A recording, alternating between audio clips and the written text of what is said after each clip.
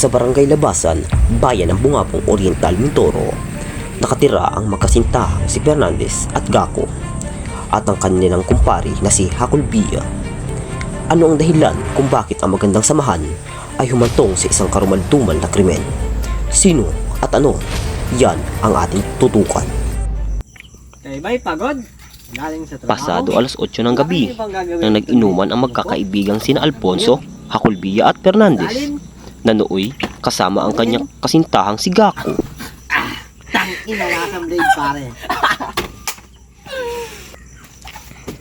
Pre. Tayo.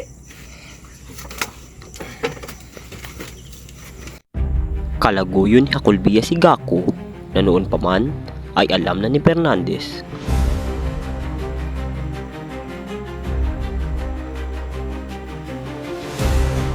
Hindi pa ba nakakalapat si kumpare? Hindi naman siguro, basta mag-iingat lang tayo.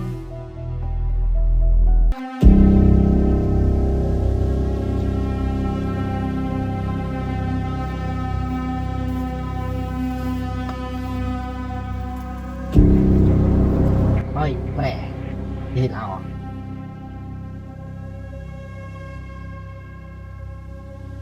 Hihit ako, pre. Bakit siya mga tabi? Wala, may tinanong lang. May tinanong? Ano bang meron kay kumpare na wala sa akin? Mas gwapo? Mas mayaman? Ligat na. Mas masarap ba sa akin yun?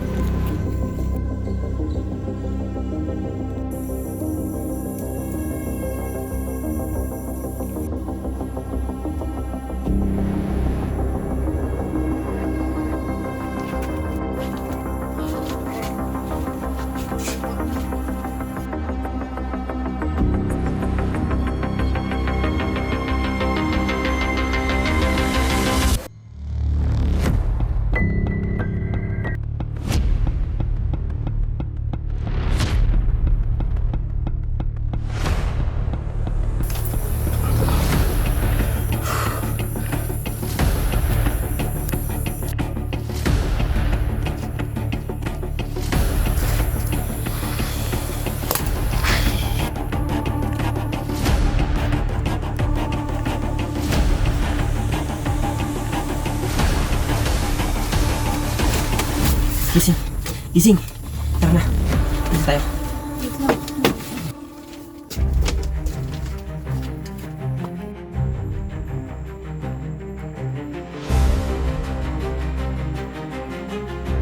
Pasado alas 7 ng umaga, nang matuklasan ng karumaldumal na krimen na sinapit ng isang 25 anyos na lalaki na mula sa Labasan, bayan ng Bungabong Oriental, Mindoro.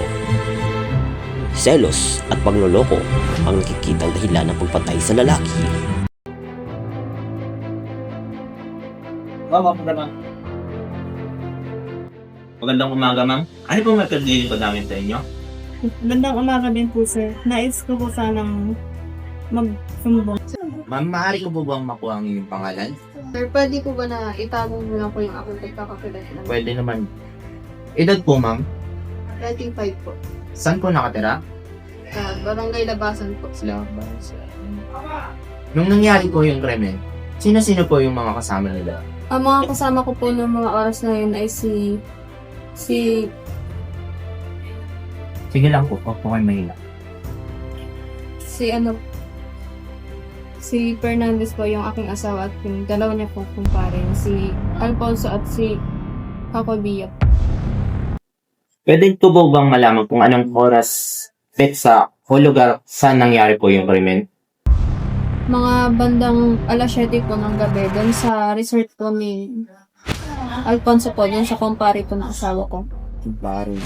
Kahapon po yun ng gabi po sir. Maaari mo po bang ilarawan kung anong nangyari nung gabing iyon? Yung mga oras po na yun sir, lumabas po kasi nun si Hakulbia po. Nagpaalam po siya dun sa aking asawa na iihi.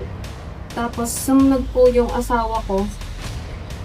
naiwan na lang po kami dalawa ni Alfonso nung doon sa, sa inuman. Ng mga oras po na yun, sir, hinisip po ako ng asawa ko at pinapamadali po ng uwi. Nung pauwi po kami ng asawa ko, sir, ay napansin ko po yung mga dugo sa kanyang damit. Tapos balisang-balisa po siya nung pumasok po sa CR. Yun lang po. Maraming salamat po sa inyong kooperasyon.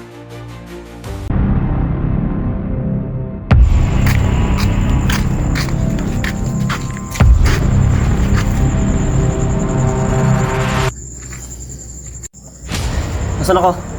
Anong gawin niyo sa akin? Mr. Fernandez, meron lang kaming konting katanungan para sa'yo. Maging madali ang lahat ng ito kung ikay makikipagtulungan sa amin. Bakit mo sinaksak ang biktima? Pagpatay, sir? Sir! Sino? Di pa ako pumapatay, sir. Naman, baka pa, sir, manok na patay ko. Pero tao? Sino? Wala, sir. Wala, sir. Ginagago mo ba ako? Sa tagal ko na sa trabaho to, ako palulukuhin mo? Sir, hindi kita, sir, niloloko. Nagsasabi ako ng totoo. Wala akong alam sa sinasabi mo. Mr. Fernandez, huwag ka na magmaang-maangan pa. Meron kaming hawak na ebidensya na ginamit mo sa pagpatay kay Mr. Hacolbia. Sir, ebidensya, sir? Patali ko kumparin, sir. Sa Colbia, sir? Wala akong galit doon kay Colbia. Bakit ka naman siya? Ebidensya, sir. Ano yan? Sir naman, nasaan, sir, ang ebidensya nyo? Pakita nyo kung meron kayo. Semeniano, ilabas ang ebidensya. Na-recover din sa crime scene ang isang patalim na naiwan ng suspect na ginamit sa pagpatay sa biktima. Ano mo maipaliwanag ito, Mr. Fernandez? Alam ko at alam mo na sa iyo ito.